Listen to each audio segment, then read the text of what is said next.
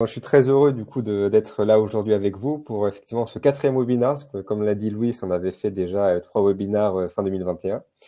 Et aujourd'hui, on va parler d'un sujet que j'aime beaucoup, qui est le temps réel. Et il y a pas mal de petites choses sur le temps réel dans les pipelines data. Je communique plusieurs fois dessus sur les différences entre du temps réel et du batch, quand est-ce qu'on en a besoin, mais aussi pour expliquer un peu en détail qu'est-ce qu'on appelle le temps réel, parce que souvent, c'est vrai que c'est un peu un mot fourre-tout. Des fois, on peut parler de deux choses différentes quand on dit temps réel. Donc, ça va être un petit peu l'objectif aujourd'hui, c'est de vous montrer un peu ce qu'on peut faire, les possibilités avec le temps réel, à la fois en termes de diffusion de données, mais également en termes de traitement. Parce qu'en fait, ces deux étapes, elles peuvent très bien être réalisées l'une sans l'autre. Donc, ça va être le sujet d'aujourd'hui. Rapidement, avant de rentrer vraiment dans le vif du sujet, je me permets aussi de présenter Blent.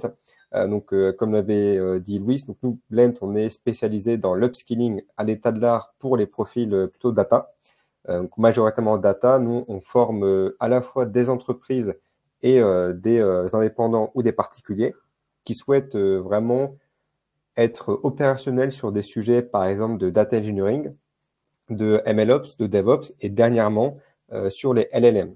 Donc je dis bien sur les LLM, IA générative et pas forcément sur ChatGPT. Nous, on se concentre vraiment sur le côté opérationnel, sur comment est-ce qu'on peut mener à bien des projets en entreprise avec des contraintes, par exemple, en termes de sécurité des données, des contraintes en termes de ressources. Donc c'est vraiment ça notre ADN. On a toujours fonctionné sur des formations par projet et on met à disposition une plateforme de formation où il y a toutes les ressources, mais également des environnements de développement adaptés. Donc, par exemple, si jamais vous avez besoin, quand on fait du data engineering, on a besoin de clusters Spark, de clusters Kubernetes ou Kafka, on a à disposition à la demande des environnements, on a des clusters qui sont déployés en quelques minutes. Pareil, si vous voulez faire de l'IA générative et plus précisément des LLM, on a des GPU à la demande, donc avec des NVIDIA avec 24 Go, 48 Go, même jusqu'à 96 Go de mémoire vive en GPU, si jamais vous avez besoin justement d'entraîner ou de fine-tuner des LLM. Et en entreprise, on intervient surtout pour de la formation et notamment pour la mise en place de data school, c'est-à-dire vraiment de programmes de montée en compétences sur plusieurs semaines, voire plusieurs mois en asynchrone, pour surtout du data engineering, mais également de l'IA générative. Donc, si vous êtes intéressé, n'hésitez pas à faire un petit tour sur notre site web.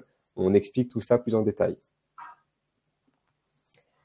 Alors, donc là, on va rentrer justement sur le temps réel, puisque c'est vraiment le sujet d'aujourd'hui. Et la première question à se poser, c'est est-ce qu'on a réellement besoin du temps réel? Ça, c'est quelque chose qui est quand même pas à prendre à la légère, parce que ce qu'il faut bien comprendre, c'est que le temps réel, c'est pas quelque chose de facile à mettre en place. Techniquement, c'est un peu plus compliqué parce que ça demande à la fois des ressources qui peuvent suivre. Forcément, si on dit temps réel, ça veut dire que potentiellement, on a des applications qui vont fonctionner H24. Donc, c'est de la ressource, de la puissance de calcul qui va être consommée. D'autant plus si on est dans un environnement cloud, forcément, toutes les ressources sont payantes, rien n'est gratuit, donc ça induit des coûts. Mais également en termes de complexité. Mettre du temps réel, ça veut dire qu'il faut travailler avec les problématiques de temps réel. Donc techniquement, ça va demander de passer plus de temps sur la mise en place, sur la maintenance également, puisque les systèmes temps réel, malheureusement, ils sont pas toujours, ils sont efficaces, mais rien ne se passe toujours comme prévu. Donc c'est vraiment une première question qui est importante à se poser. Est-ce qu'on a réellement besoin du temps réel? Il va y avoir concrètement 3 situations où on va pas pouvoir faire du pseudo-temps réel, c'est-à-dire imiter du temps réel, par exemple, toutes les minutes. Ça, c'est ce que font, par exemple, certaines applications. En fait, c'est du micro-batch, entre guillemets, c'est-à-dire qu'on va faire des opérations, mais non pas en temps réel, mais par exemple, toutes les minutes, toutes les 5 minutes. Donc, on va dire que c'est l'automatisation à intervalles très restreints. Mais il y a vraiment 3 situations où on va avoir besoin du temps réel. La première, si on veut effectuer des agrégations et plus généralement des transformations sur des données qui sont indexées avec une temporalité récente. Là, ici, quand je dis récente, je parle de quelques secondes à quelques minutes maximum. Si vous agrégez des données sur une base horaire toutes les heures, dès la maille horaire, on n'a plus forcément besoin de temps réel. Donc là, on parle vraiment sur des problématiques où on a des données avec une temporalité qui est de l'ordre de la seconde.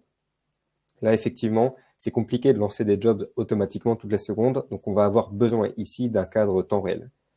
L'autre sujet qui intervient énormément pour les entreprises qui ont beaucoup de données à traiter d'un seul coup, c'est les goulots d'étranglement. Ça, on en reparlera un petit peu juste après. c'est qu'on a beaucoup de situations où on a d'un coup un pic de requêtes qui intervient.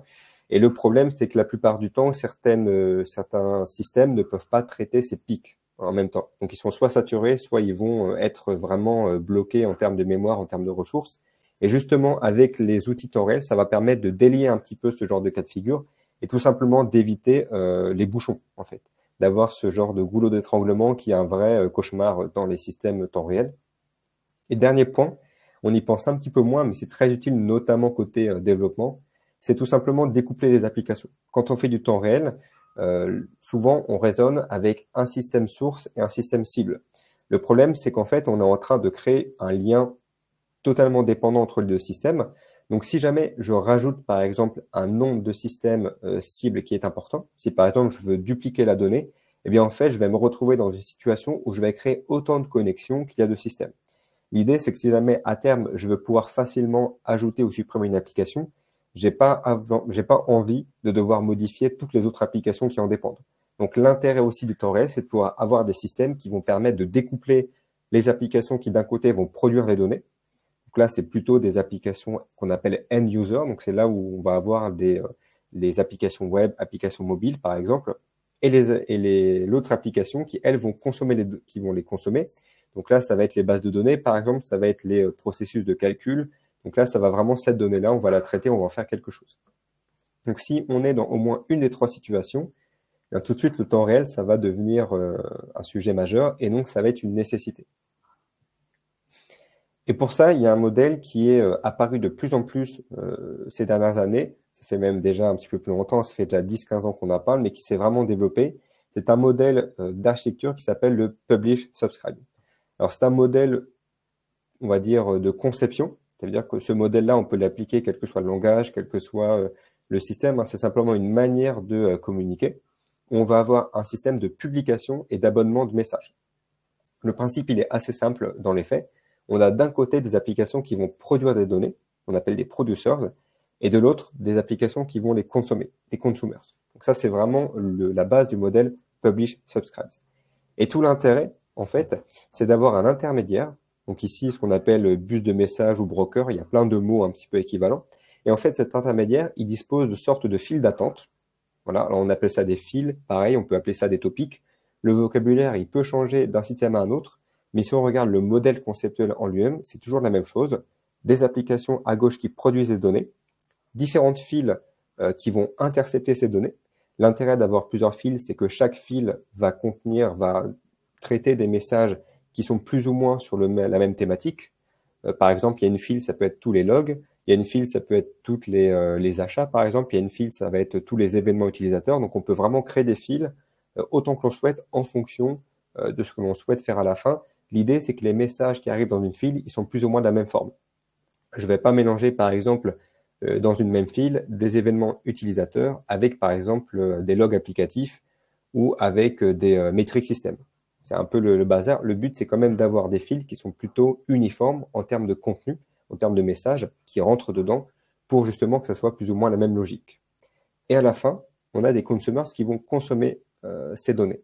Et là, déjà, on peut se rendre compte que l'intérêt d'avoir cette séparation, c'est que si on regarde bien, les producers, ils ne communiquent jamais directement avec les consommateurs. Et ça, on va dire que cette représentation, au contraire, elle est très intéressante puisqu'on va complètement découpler les deux. Ça veut dire que si demain, je dois rajouter un producer à gauche ou rajouter un consumer à droite, je ne vais pas avoir besoin de créer une connexion supplémentaire que celle entre le bus de message et l'application. Donc concrètement, j'ai une seule connexion à effectuer et j'ai pas besoin d'en faire beaucoup plus. Donc ça, c'est justement un côté qui est très pratique quand on fait du temps réel. Et ça, on va avoir l'occasion par la suite de rentrer plus en détail. Et donc ce modèle-là que je viens de présenter, il a justement deux principaux avantages. La première, c'est la scalabilité. En général, ces systèmes-là, ils sont pensés pour pouvoir rajouter autant que l'on souhaite et potentiellement en quantité infinie le nombre d'applications qui vont produire ou qui vont consommer. L'intérêt dans ce système-là, c'est que si on se rend compte que j'ai, par exemple, des messages sur une file qui deviennent de plus en plus nombreux et que donc forcément, je dois augmenter la puissance de calcul pour traiter tous ces messages, eh bien, ça me permet de le faire très facilement puisque rajouter un consumer, ça veut dire rajouter une application à droite Ça, c'est pas très compliqué. La plupart des modèles cloud, ils le font assez facilement. Et ensuite, ça consiste simplement à dire, bah tiens, moi en tant que nouvelle application, je me greffe sur cette sur cette file qui est existante. Donc il y a juste un petit peu une redistribution de l'attribution des messages à chacun des consumers. Ça se fait en général avec tous les systèmes modernes qu'on a aujourd'hui, comme Kafka, comme Kinesis, comme RabbitMQ. Donc ça, c'est des applications justement de Publish Subscribe qui existent. Ça se fait naturellement. On peut personnaliser, mais globalement, c'est pas à nous en tant que développeurs ou data engineer de devoir la plupart du temps demander à faire cette redistribution. Donc ça se fait très facilement. Ça, c'est un avantage qui est très important. Et l'autre point du modèle Publish Subscribe, c'est le couplage faible. Justement, le fait de séparer les applications, ça veut dire qu'on va totalement être autonome sur les applications qui vont produire, des applications qui vont consommer. Donc l'avantage de créer ce couplage faible, c'est que si demain j'ai besoin de modifier mon application, de modifier par exemple un consumer qui va traiter la donnée, j'ai pas du tout besoin de repenser en amont les applications qui produisent les données. Et ça, c'est un vrai sujet, je pense que vous le savez autant que moi, surtout en data, quand on a des schémas de données qui évoluent constamment, quand on a des besoins métiers qui évoluent très souvent, ça peut être très compliqué de souvent mettre à jour ces données qui sont consommées. L'intérêt de coupler faiblement, c'est qu'en fait, on va casser cette dépendance entre les applications qui produisent et qui consomment. Et donc, on va pouvoir s'intéresser uniquement à une partie si jamais on doit la faire évoluer. Si par exemple, on doit modifier la manière dont les données sont stockées, si par exemple, on veut plus utiliser du Postgre mais du BigQuery, l'application qui produit la donnée, elle s'en fiche d'une certaine manière parce qu'elle, elle va tout le temps envoyer, dans tous les cas, sur le message de bus. Elle va toujours envoyer sur une file d'attente. C'est simplement l'application spécifique qui enregistre ces données. Plutôt que de la coder avec une base Postgre, vous allez l'adapter pour une base BigQuery, par exemple. Mais au final, vous n'allez pas du tout changer les applications qui produisent les données. Donc pour les end users, par exemple, qui utilisent une application, ça se fait de manière totalement transparente. Ils n'ont aucune mise à jour à recevoir parce que ça, effectivement, c'est quand même important. Même si aujourd'hui, avec tous les outils de DevOps dont on dispose, c'est pas toujours bon, les mises à jour, c'est toujours un petit moment de stress entre guillemets. Tant qu'on peut éviter de faire des mises à jour qui n'impactent pas directement les end users, on évite de le faire. Donc c'est pour ça que l'avantage de ce système-là aussi, c'est que d'une certaine manière, on va pas trop toucher aux applications qui produisent si on n'a pas besoin. Donc ce couplage faible, il a aussi des gros avantages en termes de modification, d'évolutivité au niveau du code. Donc vous avez des applications, des systèmes, on peut appeler ça comme on veut, qui fonctionnent de différentes manières. Vous avez notamment Kafka, ça va être un sujet aujourd'hui, mais vous en avez plein d'autres. Si vous êtes plutôt côté développeur, par exemple, vous avez RabbitMQ, qui est un autre équivalent qui fonctionne très bien. Vous avez également les services managés, par exemple AWS Kinesis, GCP PubSub, par exemple. Vous avez également chez Azure. Donc après, vous avez les versions propriétaires managées. Vous avez pas mal de sujets aujourd'hui. On remarque quand même que dans pas mal d'équipes data, surtout celles qui traitent beaucoup de données en temps réel, c'est quand même Kafka qui prend un peu le devant de la scène parce que Kafka, il a été surtout pensé pour une haute disponibilité, pour une grosse scalabilité. Et ça, en général, quand on a des contraintes de production, c'est souvent ces propriétés-là que l'on cherche dans un système que l'on met en place. Et justement, on va pouvoir un peu en parler en détail de ce système. Alors, avant de parler un petit peu de Kafka, aujourd'hui, on va voir deux petites choses. Donc là, on est en train de voir la partie temps réel, diffusion temps réel, mais on parle également de traitement de temps réel. Et c'est vrai qu'en général, quand on dit temps réel, on mélange des fois un petit peu tout, c'est-à-dire qu'on mélange à la fois la diffusion de données en temps réel et le traitement de données en temps réel, qui sont en fait deux choses très différentes avec des outils complètement différents. Là, ce que j'ai présenté, c'est ce qu'on appelle la diffusion de données en temps réel. C'est-à-dire comment est-ce qu'on peut propager des données dans un système en temps réel, donc avec le moins de latence possible, pour éviter les goulots d'étranglement, pour être scalable et pour éviter la dépendance forte entre les applications. Ça, c'est ce qu'on appelle la diffusion. Donc les outils comme Kafka, par exemple, pour RabbitMQ, ils sont justement pensés pour permettre d'avoir des applications qui communiquent en temps réel et qui peuvent supporter une charge importante. Par contre, ces outils-là ne font pas la partie traitement.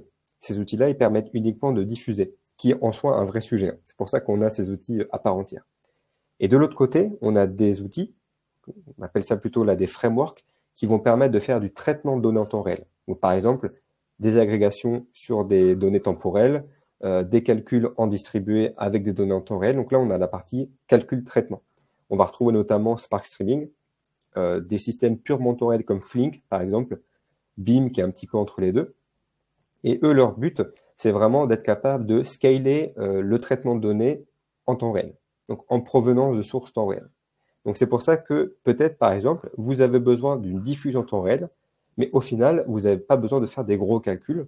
Donc le traitement de données en temps réel, c'est pas un sujet pour vous.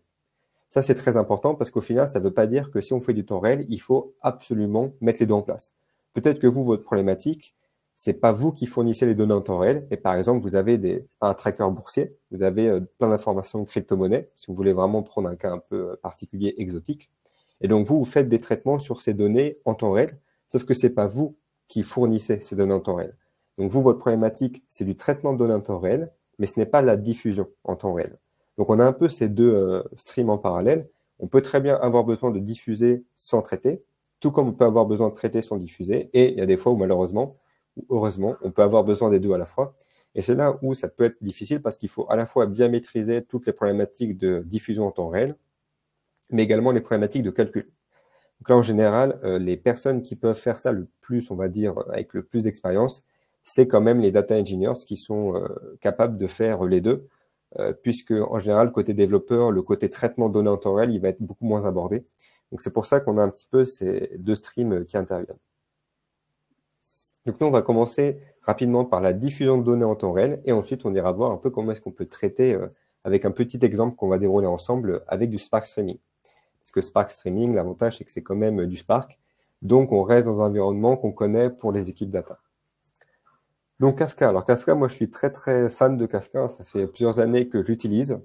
Ça a été développé à l'origine par LinkedIn parce que eux, toutes leurs actions, toutes les actions utilisateurs, les événements, donc un scroll, un like, un clic, tout est traqué par LinkedIn. Et forcément, toutes ces données qui arrivent en temps réel, il faut bien les stocker, il faut bien les traiter. Et donc, ça a été un projet développé par LinkedIn qui a plus tard été incubé en open source dans la fondation Apache. Et Kafka, ça fonctionne sous forme de cluster. Donc, on a un cluster, c'est-à-dire un ensemble de brokers, d'instances Kafka qui sont exécutées et qui permettent justement de réceptionner les données en temps réel. L'intérêt d'un cluster, évidemment, comme tous les clusters de calcul dont on dispose, c'est que ça permet d'être distribué, ça permet d'être scalable et d'être tolérant à la panne. Parce que, évidemment, ça, c'est quelque chose qui peut arriver. Si j'ai un broker, donc une instance qui tombe en panne, j'ai toujours les autres nœuds du cluster qui peuvent prendre le relais. Donc, l'avantage aussi de ce mode cluster, c'est que ça permet de rajouter ou de supprimer à la demande assez facilement, entre guillemets quand même, parce que bon, c'est pas juste un clic-bouton, mais par rapport à ce qu'on pourrait imaginer, la manière dont Kafka a été développé, c'est assez facile de pouvoir rajouter ou supprimer des instances si jamais on se rend compte qu'on a besoin de beaucoup plus de calculs ou à l'inverse, on a besoin de moins de ressources parce qu'en fait, les données, elles sont moins présentes. Ce qui peut arriver, par exemple, quand on a des applications qui sont très dépendantes en fonction du temps, si on se rend compte que la nuit, on a 1000 fois moins d'événements que la journée, ça peut valoir le coup de scale down la nuit pour réduire les coûts et de scale up le jour pour justement supporter la charge. Et à l'intérieur de Kafka, donc vous allez voir qu'il y a plein de vocabulaire, mais en fait, à chaque fois, c'est la même chose. Sous Kafka, par exemple, les fils, on appelle ça des topics. Les messages, on appelle ça des records. Mais au final, c'est le même principe. C'est-à-dire que dans Kafka, comme dans tous les systèmes de messages, par exemple, RabbitMQ, ça va s'appeler des queues. Sur Kafka, ça s'appelle des topics. Sur Kinesis, ça va s'appeler des streams. Mais en fait, le nom est différent, mais le principe est le même. C'est une file. On a des messages qui arrivent dans un ordre précis. Donc là, comme on peut le voir, quand les messages ils arrivent sur un topic Kafka, ils sont indexés par leur position. 0, 1, 2, 3. Et ça, c'est très important justement d'avoir cette notion de position parce que c'est ce qui va nous garantir qu'il y a un certain ordre lorsque l'on va traiter les messages. Ça, c'est un sujet qui est important. Quand on fait du temps réel, bon, il y a pas mal de questions qui se posent. Je pense qu'on n'aura peut-être pas le temps de toutes les poser. Mais typiquement, les questions comme est-ce que j'ai le droit d'avoir des doublons? Est-ce que c'est grave si j'ai un message qui est traité avant un autre alors qu'il est apparu après? Est-ce que c'est un problème si j'ai des messages qui ont sauté, disparu entre guillemets? Toutes ces questions-là, en fait, elles vont devoir être répondues en amont parce que la manière dont on va modéliser et même le système qu'on va utiliser n'est pas le même. Par exemple, le Kafka, il propose une garantie qui s'appelle at least one, c'est-à-dire le message, on va garantir qu'il est au moins présent une fois. Par contre, s'il y a des doublons, c'est là où on va peut-être avoir besoin d'autres prérequis pour éviter d'avoir la situation où j'ai deux messages à traiter en même temps, ce qui évidemment peut être problématique, notamment si on fait des ordres financiers. On n'a pas envie qu'un virement soit doublé, soit effectué en double, hein. Ça peut avoir des répercussions. Alors que si on est sur un site e-commerce, bon, si on rate un événement ou si on duplique sans faire exprès un événement utilisateur, c'est pas très grave. Un événement, il y en a des centaines et des centaines par user, donc c'est pas trop grave à ce niveau-là. Et ça, c'est important justement quand même cette notion d'index, parce que dans Kafka, les topics, en fait, ils sont un petit peu éclatés, ils sont morcelés en plusieurs, ce qu'on appelle des partitions. Et en fait, chaque partition, potentiellement, elle est localisée sur un serveur Kafka différent. Par exemple, imaginez, j'ai un cluster avec trois brokers, c'est-à-dire trois instances, trois serveurs. Et l'idée, c'est que ce topic-là, plutôt que d'être sur un seul serveur, il va être sur les trois serveurs. Donc, on va avoir trois partitions. Une partition 0, une partition 1 et une partition 2. L'intérêt de faire ça, vous vous en doutez, c'est pour la tolérance à la panne. C'est que si jamais j'ai un broker qui tombe en panne, bah, j'ai pas 100% des messages qui sont sur un broker. En fait, le topic, il est réparti sur plusieurs brokers. Donc, si j'ai un broker qui tombe en panne, j'ai quand même deux autres partitions qui peuvent tenir le coup. Donc, c'est là l'intérêt des partitions, c'est que ça permet de faire de l'équilibrage de charge, concrètement, puisque ça permet de rediriger non pas tous les messages sur un seul broker, mais sur plusieurs brokers. Parce que ça, peut-être que c'est quelque chose que vous aurez l'occasion d'expérimenter, mais tous les topics n'ont pas le même débit en termes de réception de messages. Donc, certains topics vont être beaucoup plus sollicités que d'autres. Donc, si jamais j'ai un topic sur un seul broker et un autre sur un autre broker, bah, ça veut dire que j'ai peut-être un broker qui va recevoir 90% du trafic et l'autre qui va en recevoir que 10%. Donc, ça va être totalement imbalance, je ne sais même plus comment on dit, ça va être disproportionné en termes de charge. Donc, l'intérêt d'avoir des partitions, c'est qu'en fait, on s'assure, on va équilibrer la charge un petit peu sur tous les serveurs, sur tous les brokers, pour éviter qu'il y en a un qui soit sursollicité. Parce que c'est justement dans ces cas de figure, s'il y en a un qui est sursollicité, il va peut-être avoir tendance à être plus souvent en panne. Et donc, s'il est en panne, après, c'est l'effet boule de neige. L'autre broker, du coup, c'est lui qui va avoir toutes les ressources, et ainsi de suite. Donc, c'est là l'intérêt, c'est de pouvoir équilibrer tout ça. Et donc là, en fait, ces notions de partition, elles sont très importantes parce que c'est justement ces partitions qui nous garantissent l'ordre des messages. Ça fait un peu penser au théorème CAP pour les bases de données. Étant donné qu'on a des serveurs qui sont distribués, on ne peut pas garantir que le message qui arrive sur le broker 1 avant le message qui arrive sur le broker 2 soit traité avant. Ça, on ne peut pas le garantir du fait du caractère distribué. Donc, ce qui permet quand même d'avoir un peu cette garantie, c'est les partitions. Une partition, ça nous garantit que le message 0 de la partition 0, il est bien traité avant le message 1 de la partition 0. Donc, au sein d'une partition, il y a une garantie sur l'ordonnancement des messages. Par contre, étant donné que chaque partition potentiellement est localisée sur un broker différent, ça veut dire qu'on n'a aucune garantie que le message 0 de la partition 0 soit traité avant le message 0 de la partition 1. Ça, peut-être qu'il y en a un, il peut être traité avant alors qu'il est apparu après. Donc, entre deux partitions différentes, Kafka ne garantit pas l'ordre. Par contre, au sein d'une partition, Kafka, il va garantir l'ordre. Ça, c'est quand même quelque chose qui est important à comprendre. C'est que toutes les partitions elles fonctionnent un peu indépendamment du fait du caractère distribué. Et ça, justement, il y a aussi une autre question qui se pose, c'est que là, on a parlé d'équilibrage. On a parlé de partitions qui sont situées sur différents serveurs. Mais si j'ai un serveur qui tombe en panne, ça veut dire que je perds une partition. Donc potentiellement, je perds un tiers des messages. Parce que équilibré, ça ne veut pas dire que c'est dupliqué. Ça veut simplement dire que c'est distribué sur plusieurs serveurs. Et donc là aussi, Kafka, ils utilisent le concept de réplica. C'est-à-dire qu'une partition, elle peut être répliquée plusieurs fois sur d'autres brokers. Donc si jamais j'ai un broker qui tombe en panne, du fait du réplica de données, un autre broker, il peut prendre le relais. Donc notamment, si jamais j'ai des messages qui ont été perdus, il y a une sorte de copier-coller qui est effectué. Donc je vais retrouver non seulement mes messages dans l'autre broker, mais en plus de ça, je vais continuer à intercepter des nouveaux messages. Parce que forcément, c'est pas parce que j'ai un broker qui tombe en panne que tous mes producers doivent s'arrêter. Les producers, ils vont continuer à envoyer des messages. Donc, non seulement il ne faut pas que je perde mes messages, mais en plus, il faut que je sois capable d'assumer les futurs messages qui arrivent. Donc, ça, c'est quelque chose qui est important dans les systèmes temps réel. Et vous voyez déjà là, on sent qu'il y a un peu une usine à gaz qui est mise en place. Heureusement, Kafka et la plupart des systèmes, ils nous cachent un petit peu, plutôt ils nous simplifient toute cette partie-là. Mais ça, c'est un peu que le début. Si on veut vraiment aller plus loin, si je vous invite à regarder un peu en détail, vous verrez, en fait, il y a beaucoup de mécanismes de protection. Parce que c'est ça le plus compliqué dans les systèmes temps réel. C'est pas quand tout se passe bien, c'est quand ça va pas. Quand tout se passe bien, en général, il n'y a pas de souci. Quel que soit le système, quand tout se passe bien, ça suit. Par contre, c'est le moment où ça se passe pas bien, comment est-ce qu'on réagit? Et là, tous les systèmes ne se valent pas. C'est là où Kafka, il excelle un peu, c'est qu'il a tellement de mécanismes de, de récupération de données, de récupération d'instances en cas d'échec, qu'en fait, ça permet de le rendre réellement résilient, notamment quand on veut vraiment scaler.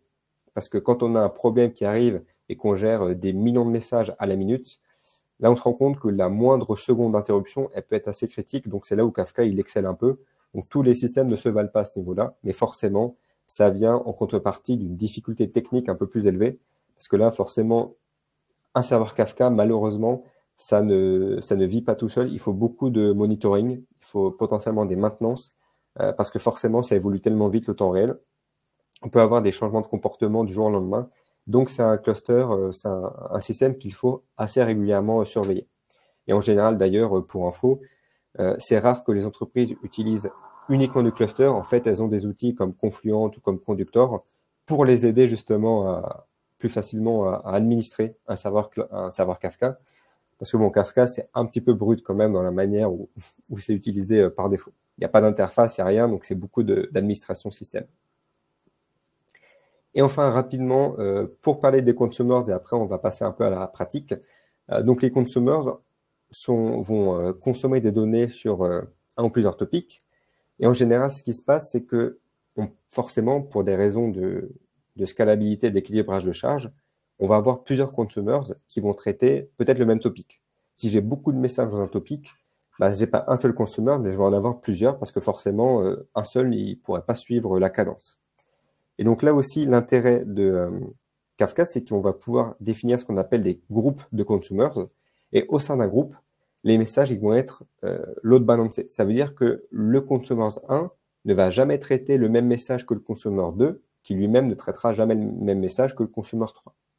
Et donc l'avantage d'un groupe, c'est que ça permet de se dire, au sein du groupe, tous les consumers ils se partagent les messages, mais il va jamais y avoir une situation où j'ai un broker qui va consommer un message qui a été déjà traité par un autre broker. Et ça, justement, cette notion de groupe, elle est importante parce que ça vous permet de rajouter des consommateurs dans le groupe s'il y a besoin, sans jamais vous inquiéter de savoir, mais est-ce que ce consumer, il va pas traiter un message qui a déjà été traité? Justement, avec Kafka, au sein d'un groupe, on a une garantie que tous les messages ils sont consommés exactement une fois. On ne va pas y avoir de raté. Et en plus de ça, on ne va pas avoir de messages consommés en double. Ça, c'est très important. Évidemment, si je veux réellement consommer en double les messages pour des besoins différents, bah, j'ai juste à créer un deuxième groupe. Et en fait, les groupes, ils sont indépendants entre eux. Mais à l'intérieur d'un groupe, les consumers, ils ont cette connaissance de savoir, bah, celui-là, il a déjà consommé ce message. Donc moi, je ne vais pas consommer ce même message et ainsi de suite. Donc ça va vous garantir qu'en fait, les messages, ils sont jamais consommés en double au sein d'un groupe de consommateurs. Ce qui est là aussi, j'explique un peu plus tôt, une garantie qui peut être préférable quand on traite des sujets un peu touchy, comme par exemple tout ce qui est finance. On comprend vite qu'on n'a pas envie de doubler ou d'oublier des opérations bancaires, ça peut être un peu problématique. Alors, rapidement, avant de passer vraiment à la pratique, on va regarder un peu ce qu'est Spark Streaming. Alors, Spark Streaming, c'est une extension de Spark. Donc, si vous faites déjà du Spark, l'avantage, c'est que vous n'allez pas être totalement perdu. Ça va être assez proche en termes d'API. Ce qui est intéressant, c'est que Spark ne fait pas réellement du pur temps réel atomique. Quand je dis atomique, c'est-à-dire message par message comme le ferait Flink. Mais en fait, ce que fait Spark, c'est qu'il agrège les données sur un intervalle de secondes. Par défaut, c'est 1 seconde, mais vous pouvez faire une demi-seconde, 2 secondes. Enfin, c'est vous qui choisissez la taille de l'intervalle. En fait, il agrège ces données. Et ces données, une fois qu'elles sont agrégées, il les charge en tant que data frame. Par exemple, ce qui est intéressant, c'est que si jamais vous avez des opérations SQL à faire qui sont SQL-like à réaliser sur des données temps réel, mais en fait, Spark, il vous fait tout ce travail automatique qui consiste à récupérer les données, à collecter, intercepter ces données, et ensuite à vous les transformer en data frames. Ce qui fait qu'après, bah, vous avez accès aux opérations data frame, c'est-à-dire des group by, des jointures. Vous pouvez faire des jointures de stream, c'est assez intéressant d'ailleurs comme concept. Vous pouvez faire des calculs d'agrégation, vous pouvez faire des window functions. Enfin, en fait, vous avez vraiment tout ce que vous savez faire avec des data frames Spark, vous pouvez faire en temps réel avec Spark Streaming. Ce qui est quand même un gros plus, parce que quand vous avez des outils comme Kstream sur Kafka, c'est à vous de redéfinir les opérations. Donc, quand vous faites des agrégations, c'est à vous de redévelopper, entre guillemets, ces agrégations. Ce qui est bon, ce qui est faisable, hein, mais ce qui prend du temps et ce qui n'est pas forcément souhaitable. Et là, avec Spark Streaming, ça vous permet de rester dans un contexte data frame, mais avec du temps réel. Ce qui est quand même un gros avantage quand on doit développer du code et surtout quand on a une legacy Spark, ce qui est souvent le cas dans beaucoup d'entreprises. C'est pour ça que Spark Streaming, c'est vraiment un outil que je conseille si on veut faire du traitement temps réel. C'est pas le seul, il y en a d'autres, mais il a l'avantage d'être quand même assez facile à utiliser. Et puis même des fois, le fait d'avoir une agrégation à la maille seconde, ça vous suffit. C'est quand même assez rare si vous avez besoin d'une agrégation atomique, c'est-à-dire message par message. Bon, là, effectivement, ça peut être un peu plus compliqué. Mais si vous vous intéressez uniquement à avoir des calculs agrégés à la seconde, globalement, Spark Streaming, il fait bien le travail et il suffit largement. Donc, c'est plutôt pour nous une bonne nouvelle.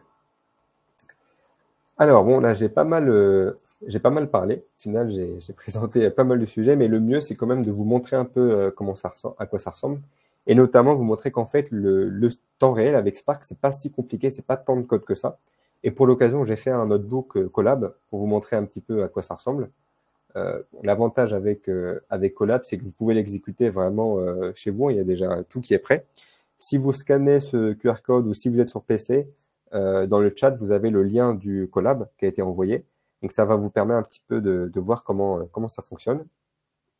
Moi, je vais vous le montrer un petit peu avec vous. Comment est-ce que ça fonctionne. Alors du coup, là, je vais partager mon écran et hop, on retrouve ici donc le Colab. Vous allez voir, il n'est pas très grand. Ce que je fais au début, et ça d'ailleurs, ça peut être pratique pour vous, c'est que j'installe Spark directement dans le notebook. Parce que oui, vous pouvez exécuter du Spark sur Colab. Hein. Il suffit juste d'installer les sources, d'installer PySpark, FindSpark, et ensuite, vous pouvez très facilement configurer.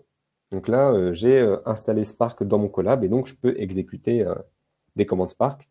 Streaming ou pas streaming, hein, je peux faire les deux, mais c'est assez pratique, ça vous permet de le faire assez facilement. N'hésitez pas à le réutiliser, même pour vous, hein, si jamais vous avez envie de refaire des tests chez vous, de retester l'exemple ou même de faire du Spark hors streaming, vous pouvez tout à fait vous baser sur ce notebook pour cela. Donc en fait, qu'est-ce qui se passe? Dans le cadre ici du webinaire, j'ai créé un cluster Kafka avec 3 brokers. On peut voir ici les adresses IP. Si vous le souhaitez, dans le cadre du webinaire, vous pouvez réutiliser les mêmes adresses IP. Hein, il n'y a pas d'authentification. D'ailleurs, ça permet même nous de tester un petit peu en live ensemble. Donc là, j'ai mon broker Kafka. Et en fait, ce que je vais faire, c'est que je vais envoyer des données sur ce broker avec un code Python. Code Python, vous voyez, qui est assez bref. Hein, il n'est pas très long. En fait, j'envoie du CSV au format string, format chaîne de caractères à mon cluster, un broker, un topic que je vais nommer par exemple, je vais l'écrire, hop, temps réel comme ça. Vous, de votre côté, vous pouvez choisir un nom différent pour éviter qu'on s'envoie les mêmes données. Et ensuite, dans le Colab, eh bien, je vais tout simplement réceptionner ces données et je vais les traiter. Donc, vous allez voir que c'est assez intuitif. Donc, par exemple, ici, si jamais j'exécute mon code producer, on peut voir qu'en fait, en arrière-plan, là, ça va envoyer des données sur le topic. Donc en fait, toutes les secondes, ça envoie un CSV que je crée artificiellement. Ce CSV, en fait, c'est assez simple, il y a 3 colonnes. À chaque fois, il y a un name, donc par exemple A, B, C, D, E, F, une quantité, donc entre 1 et 100, et la date. Ça, évidemment, la date, c'est important, on va voir juste après pourquoi c'est important, parce que ça va nous être utile pour ne pas prendre des données qui sont trop anciennes. Ça, c'est une petite particularité. Quand on fait du temps réel, on a ce genre de cas de figure qui intervient. Donc, en fait, ce qu'on fait avec Spark, c'est qu'on crée ce qu'on appelle un stream avec RedStream. Je spécifie le format. Donc là, c'est du Kafka. Mais si demain, vous êtes sur des fichiers CSV qui s'accumulent dans votre local système, vous pouvez faire du CSV. En fait, on peut mettre la source qu'on veut. C'est un peu comme Python, vous installez un package. Là, j'ai spécifié un jar Kafka. Si demain, vous avez une source, par exemple, autre que Kafka, RabbitMQ, ce genre de choses, vous pouvez tout à fait mettre ici RabbitMQ et avoir une source différente. J'ajoute ici le broker Kafka forcément, donc les trois adresses IP suivies du port 90-92, parce que sinon je ne pourrais pas me connecter à mon cluster. Et ensuite, je mets ici le nom du topic sur lequel je vais écouter. Donc ça va être ici un topic qui s'appelle temps réel. Ce qui se passe, c'est Kafka, il réceptionne les données qu'au format binaire.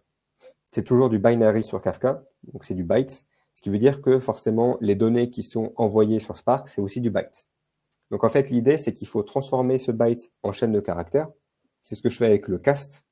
Donc je transforme en chaîne de caractères. Et après, bah là, en fonction du contenu des données, si c'est des JSON, par exemple, vous allez faire un from JSON.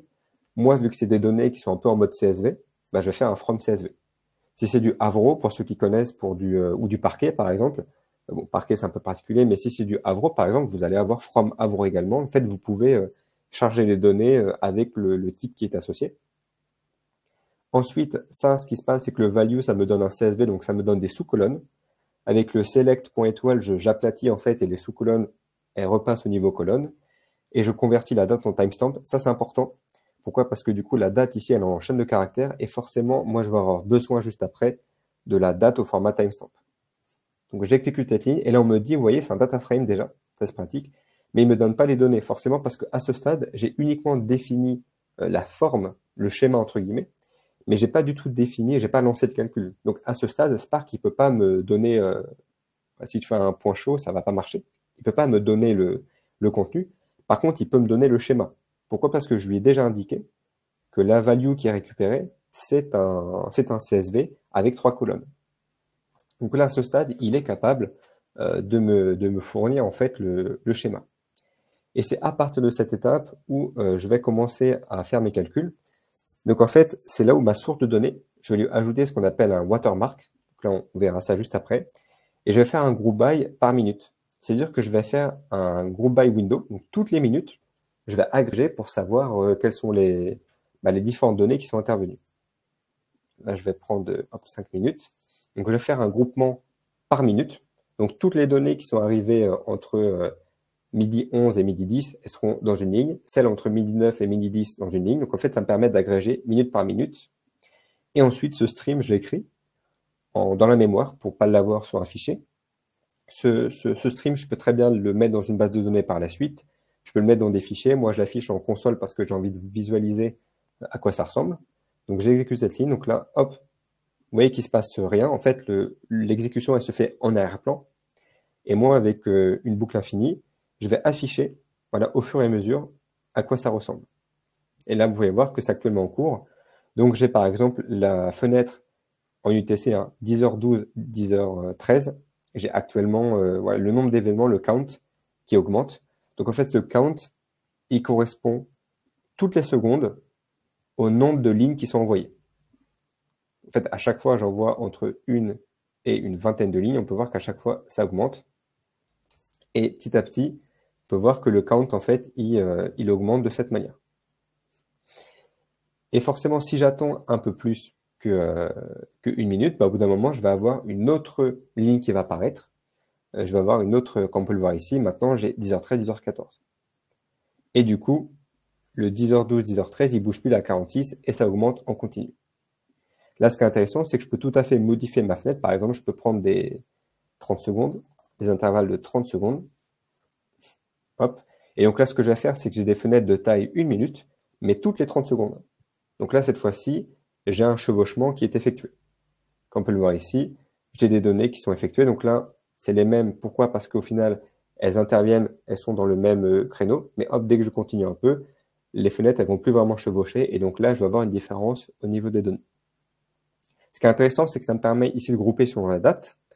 Mais en plus de ça, je peux également, tout comme je fais avec data frame, en fait, ici, ma window, c'est une colonne. Ce qui veut dire que je peux tout à fait regrouper, par exemple, selon une autre colonne, comme le name. Donc là, je vais avoir non pas une variable sur laquelle grouper, mais deux. Et donc, à la fin, avec le count, j'aurai 3 colonnes au final, comme on peut le voir ici, en fonction, par exemple, de la colonne name. Donc là, j'ai un group by et selon la date, plutôt la fenêtre, et selon le nom qui est appliqué, donc A, B, C, D, E, F ou G. Donc là, ça me permet d'être très précis sur la manière dont, par exemple, j'ai envie d'avoir les données. Donc là, j'ai fait un groupe by, mais par exemple, je pourrais tout à fait faire un count, je pourrais faire des sommes, je pourrais faire des min, des max, je pourrais refaire des windows sur les différentes fonctions. Donc là, ça me permet de le faire facilement. Mais si on regarde bien, en fait, là, mon script, j'ai commencé à l'exécuter à midi 10, je crois. Et si vous regardez bien, là, j'ai quasiment rien avant midi 10. C'est-à-dire que plus le temps avance, et en fait, j'oublie, entre guillemets, des données qui sont un peu anciennes. Parce qu'il y a un point qui est important ici, c'est qu'en fait, j'ai fait ce qu'on appelle du watermarking. Et ça, c'est quelque chose qui est très important quand on fait du temps réel. C'est que la date à laquelle la donnée a été produite n'est pas forcément la même à la date où la donnée a été consommée, a été traitée. Parce que justement, il y a ce système de file d'attente. Donc, il se peut par exemple qu'une donnée a été générée à midi 15. Par contre, elle va être traitée uniquement à midi 18. Le problème, c'est que vous vous dites, alors, même si la donnée, elle arrive maintenant, dans ma tête, c'est quand même une ancienne donnée et je ne dois plus la prendre en compte. Par exemple, si vous voulez savoir le nombre d'utilisateurs sur les 2 dernières minutes, bah, un utilisateur qui a été connecté il y a 3 minutes, mais que vous récupérez que maintenant l'information, c'est pas parce que vous la récupérez maintenant que forcément ça veut dire qu'il faut le comptabiliser comme étant un utilisateur sur les 2 dernières minutes. Et ça, justement, le watermarking, c'est ce qui vous permet de vous dire les données qui ont été générées, qui ont été créées il y a plus de X minutes, ou X secondes par exemple, je ne les considère pas dans mon calcul. Donc même si vous la recevez à l'instant T, si jamais sa date de création, elle est plus ancienne que la durée fixée ici, alors vous estimez que la donnée, elle est plus vraiment temps réel, elle est plus adaptée, parce qu'en fait, elle ne concerne plus votre fenêtre de temps réel sur laquelle vous êtes actuellement. Et ça, le watermarking, c'est très utile, parce que souvent, vous allez avoir des délais. Des fois, vous pouvez avoir des délais de quelques secondes, mais des fois, avec Spark notamment, si vous avez beaucoup de traitements à réaliser, vous pouvez avoir des délais de plusieurs dizaines, voire plusieurs minutes, dizaines de secondes ou minutes. Et donc là, le watermarking, il vous permet d'éviter de se dire, bah tiens, j'ai quelques données qui ont été oubliées, il y a 1 heure par exemple, et en fait, je les comptabilise maintenant. Sauf que ça n'a pas de sens parce que maintenant, ces données, elles n'existent plus en fait. Elles font pas partie de la problématique. Elles ont été générées il y a 1 heure, elles auraient dû être traitées il y a 1 heure, et donc aujourd'hui, je ne les considère plus. Donc ça, c'est un point qui est important, le watermarking. Ça permet justement d'éviter de considérer des données anciennes comme étant récentes. Et si vous n'avez pas de date, c'est pour ça que la date, elle est très importante, mais en fait, vous n'avez aucun moyen de savoir quand est-ce que la donnée elle a été créée. Et ça, quand on fait du temps réel, c'est un problème parce que ce n'est pas parce que vous avez des données qui arrivent en temps réel que cette donnée-là, elle a été créée forcément à l'instant T. Peut-être qu'elle a été créée avec un delta. Ce delta, il est plus ou moins grand en fonction de plein de paramètres. Et là, pour vous, peut-être que ce delta, il faut y faire attention. Et évidemment, pour éviter que ce soit à vous-même de faire cette réflexion de est-ce que la donnée, elle est suffisamment récente ou pas, le watermarking, c'est un procédé qui vous permet de le faire de manière transparente directement sur Spark. Sachant que c'est un concept qu'on retrouve également dans d'autres systèmes, comme avec Flink par exemple. Dès qu'on fait du traitement temps réel, on se pose forcément la question de est-ce que la donnée, elle a été générée maintenant, il y a 1 minute, 2 minutes, 1 heure, on ne sait pas. Et justement, pour éviter de faire des calculs qui sont incorrects, c'est l'intérêt du watermarking, c'est de ne pas prendre en compte des données, même si elles viennent maintenant, mais qui sont trop anciennes. Donc là, on peut le voir, j'ai le calcul qui continue sans problème. Et après, je peux m'amuser à faire plein de calculs différents. Je peux faire des sommes, par exemple, je peux faire pas mal de choses. Donc là, on a vraiment une liberté totale sur la manière de faire notre calcul. Là, si je fais une somme, par exemple, je vais avoir des choses complètement différentes. Je peux changer la taille de mes windows, je peux faire plein d'opérations différentes. Donc avec Spark Streaming, c'est vraiment facile. Vous pouvez le voir au final, en termes de code, il n'y a pas grand-chose. En termes de code, c'est juste une source. Et ensuite, un groupe by. Bon, évidemment, en pratique, je pourrais faire plusieurs choses. Vous voyez qu'au final, pour faire du temps réel, on n'a pas tellement eu besoin de recoder nous-mêmes ces opérations-là. On peut rester dans un contexte Spark, et en plus, on a quelque chose qui tourne. Par contre, évidemment, ça va de soi, mais ça veut dire que ce qui tourne ici en arrière-plan, c'est quelque chose qui doit être exécuté en continu.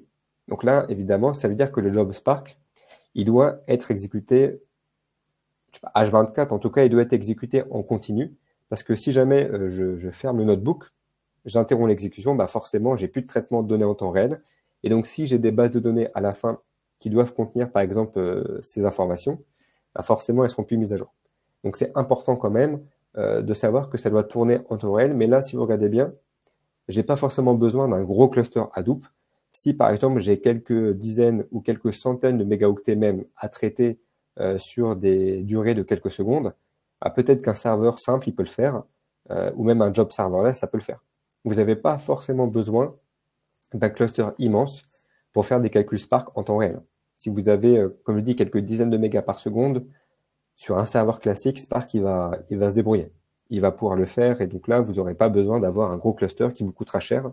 C'est ça l'avantage aussi, c'est que des fois, c'est simplement une information que vous voulez en temps réel, mais cette information, elle n'est pas forcément compliquée en termes de ressources à calculer. Donc après, n'hésitez pas à vous amuser si vous voulez changer les paramètres, hein, vous avez pas mal de possibilités. Mais en tout cas, notre cluster ici, il reçoit les données, ça continue à être envoyé. Donc on peut le voir, en fait, il n'y a pas tant de code que ça quand on regarde bien. Là, j'ai juste, avec une boucle infinie, envoyé des données. Et avec Spark ici, je les ai juste réceptionnées avec un petit jeu de cast de colonnes. Et au final, à la fin, eh bien, j'ai toutes mes données qui arrivent en temps réel et je peux faire ce que je veux. Donc là, par exemple, plutôt que de le mettre dans la mémoire, je pourrais l'enregistrer en CSV ou par exemple en SQL si vous avez une base SQL ou par exemple, ce que j'ai déjà fait sur BigQuery. Sur BigQuery, ça marche très bien. Donc là, l'avantage, c'est que les données, elles sont mises à jour en temps réel sur BigQuery, donc vous pouvez les consommer quasi immédiatement dès que vous en avez besoin. Il y a deux avantages, hein. Déjà, vous pouvez les traiter en mode data warehouse immédiatement, mais en plus de ça, vous ne perdez pas la donnée. Au moins, elle est historisée sur BigQuery, donc vous êtes sûr que vous ne la perdez pas et elle sera toujours disponible. Ça aussi, c'est un des intérêts du, euh, du temps réel, c'est-à-dire que la donnée, même si on ne l'utilise pas immédiatement, au moins on a pu la stocker quelque part, on a pu la stocker quelque part. Donc si on a besoin de l'utiliser par la suite, au moins on l'a pas perdu. Parce que ça, c'est quelque chose qui peut arriver quand on n'a pas des systèmes temps réel qui sont robustes. Les données, des fois, elles sont perdues. Si la donnée qui a été générée à l'instant T, elle n'est pas enregistrée quelque part, bah, elle est perdue, entre guillemets. C'est-à-dire qu'on l'a jamais historisée. Là, avec le temps réel, c'est des outils qui nous permettent justement, par exemple, avec les connecteurs temps réel, d'enregistrer, de stocker automatiquement sur des bases de données. Comme ça, au moins, la donnée n'est pas perdue, quitte à la traiter a posteriori. Ça, on peut tout à fait le faire. Et ça permet justement d'éviter les cas où on se dit, bah tiens, j'avais hier, pendant une heure, il y avait des données générées, mais j'ai tout perdu parce que j'ai pas enregistré ou parce que le système a planté. Au moins, avec les files d'attente, ce système de topics, ça vous permet de garder, non pas en mémoire, mais en stockage, les données qui sont produites pour les réutiliser soit tout de suite, soit ultérieurement. Donc, il y a pas mal de possibilités qui sont offertes avec le temps réel. Voilà, donc il y a eu pas mal de choses. C'était un petit peu, on a vu effectivement pas mal de sujets. J'espère que ça vous a plu, en tout cas que ça vous a peut-être apporté un peu plus d'informations sur le temps réel. Si vous avez des questions, en tout cas, n'hésitez pas. Moi, ça me fera plaisir de pouvoir y répondre. Et bien sûr, le notebook, vous pouvez le réutiliser quand vous le souhaitez, à tout moment, si jamais vous voulez rejouer un petit peu le webinaire qu'on a fait ensemble. Merci beaucoup Maxime. Effectivement, on a encore quelques minutes afin de répondre à vos questions. J'en profite du coup pour remettre les liens de Blend dans le chat. Tac. Et effectivement, du coup, grâce à notre partenariat, vous avez une petite réduction sur l'ensemble des offres Blend. Donc, n'hésitez pas quand vous êtes en contact avec Blend de dire que vous avez connu Blend avec ce webinaire ou juste de la part de Comet. Je pense qu'il n'y a pas de questions. Le replay sera du coup envoyé à tous les inscrits et il sera publié également sur la chaîne YouTube pour les gens qui n'étaient pas connectés pendant le live. Moi, je pense qu'il n'y a pas de questions. Merci beaucoup Maxime, merci beaucoup à tous les participants. J'espère que ça vous a plu. Un gros merci du coup à l'ensemble de l'équipe de Blend. Est-ce que Maxime... Ah, si, il y a une petite question. Alors, la question c'est comment est-ce que le code Python, par exemple, peut être exécuté en mode auto? Ah bah le code Python, après, tu as totalement le choix, hein. Ça peut être un serveur. Là, c'est un exemple que j'ai simulé avec une boucle infinie. Mais il faut imaginer qu'en pratique, par exemple, ce serait un... Toi, tu as une application mobile, par exemple, tu es Uber. tu as une application mobile, tu as énormément d'utilisateurs qui font des demandes de calcul de prix, de calcul de trajet, de demandes de courses. Bah, tout ça, ce serait des données en temps réel qui seraient envoyées. Donc, en fait, tu n'aurais même pas besoin de simuler. Tout ça, ce serait fait par les applications. Et derrière, tu aurais des modèles de machine learning qui consommeraient les données. Tu aurais des connecteurs pour enregistrer en base de données qui iraient enregistrer ces données et les historiser. Donc, en fait, après, ce code Python, soit tu l'exécutes pour simuler avec une boucle infinie, soit après, tu peux le faire. La plupart du temps, c'est les applications end-users qui te permettent de générer ces données. Parfait. On a aussi une question d'Alexandre. Est-ce que Blend, il y a des certifications? Est-ce qu'on peut utiliser le DIF ou le CPF? Ouais, alors effectivement, il y a pas mal de... Ça, si vous avez des questions sur les financements, effectivement, on est CPF, FIFPL, OPCO, donc on a toutes les méthodes de financement. Je suis pas le plus expert. Mon collègue Charles, lui, par contre, il est spécialisé dans les financements. Donc peut-être qu'il y a des financements qui sont adaptés à ton profil. Pour ça, n'hésite pas à prendre rendez-vous avec nous. Et oui, effectivement, on a des certifications. Alors ça dépend si tu vises des certifications RNCP ou cloud. Nous, on propose les deux, donc là aussi, à voir en fonction de ton projet. Et on a une question aussi, je vais l'afficher à l'écran. Boum. Alors, peux-tu nous parler des messages Kafka Stream?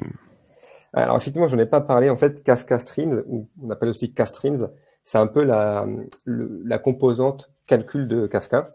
Ça se fait en Java. En fait, c'est un peu une API Java qui permet de faire des calculs directement sur les topics Kafka. Le problème de K-Stream, c'est que c'est un peu à l'ancienne. Donc en fait, c'est un peu comme le MapReduce du Spark. C'est-à-dire qu'en fait, K-Stream, tu as ce qu'on appelle les K-tables, les K-streams, etc. Et tu dois faire tes calculs un peu à la main. C'est-à-dire que si tu veux faire des fusions, par exemple, si tu veux faire des traitements de données, tout doit être écrit en Java. Donc, c'est pas aussi user-friendly que du Spark Data Frame. Mais ça marche aussi, hein. Le Kafka Stream, c'est une manière de faire du traitement en temps réel avec Kafka, tout comme Spark, tout comme Flink, tout comme tu as d'autres équivalents, ou même du Python natif, hein. Tu peux très bien faire, toi, du Python natif. Si tu veux pas faire des calculs de data frame, tu peux tout à fait faire du Python natif pour faire tes calculs de données.